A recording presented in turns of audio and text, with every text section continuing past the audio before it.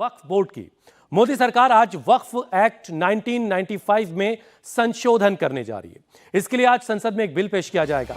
अल्पसंख्यक मामलों के मंत्री किरण रिजिजू आज लोकसभा में वक्फ एक्ट संशोधन बिल 2024 पेश करेंगे, लेकिन बिल को लेकर पहले से ही विवाद खड़ा हो गया।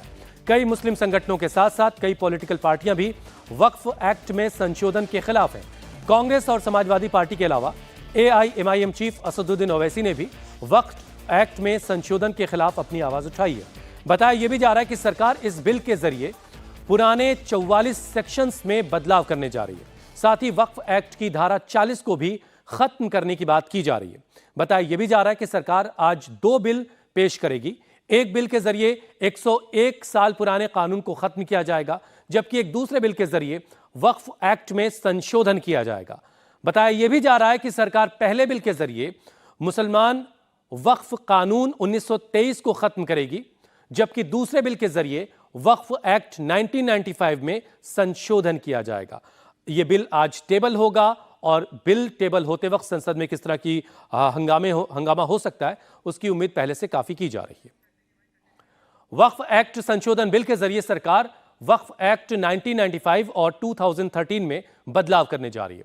सरकार पुराने एक्ट के 44 सेक्शंस में संशोधन करने जा रही है। साथ ही सेक्शन 40 को खत्म करने की तैयारी है, जिससे वक्फ बोर्ड की किसी भी प्रॉपर्टी को अपनी प्रॉपर्टी घोषित करने का जो अधिकार मिलता है वो खत्म किया जाएगा। अब देखिए क्या क्या बदलेगा वो अब जरा आप जान लीजिए।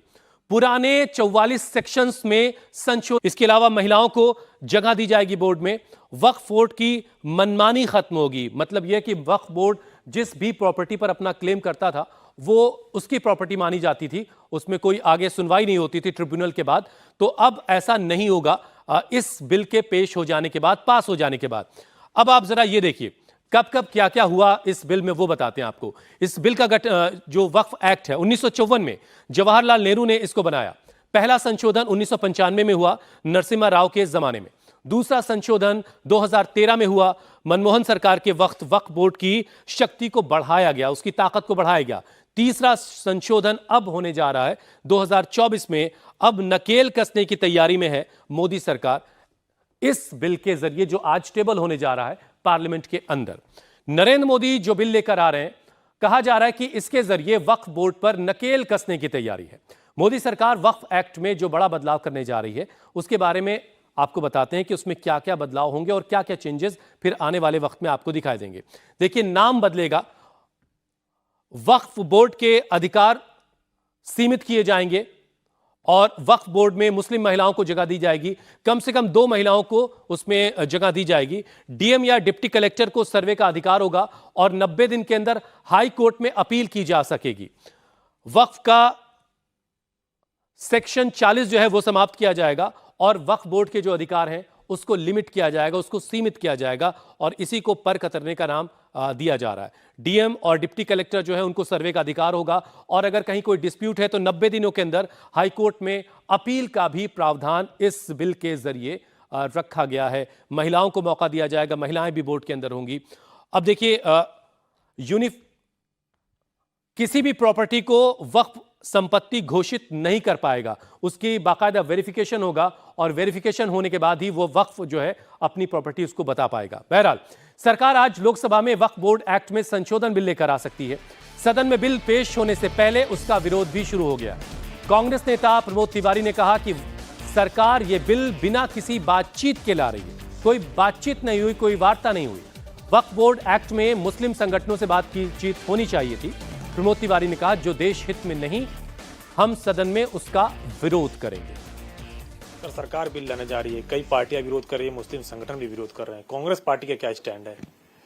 ये मुसलमानों के हित के लिए ला रहे हैं, ऐसा ये दावा करते हैं, तो फिर मुस्लिम संगठनों से बात कर लेनी चाहिए कि इसके जो भी गुण दोष हो उस पर वार्ता होनी चाहिए।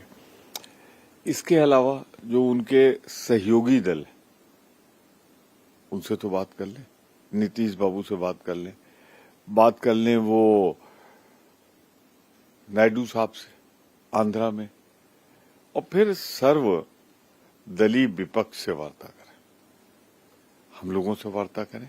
एक महत्वपूर्ण संशोधन है, हम इस पर अपनी राय देंगे।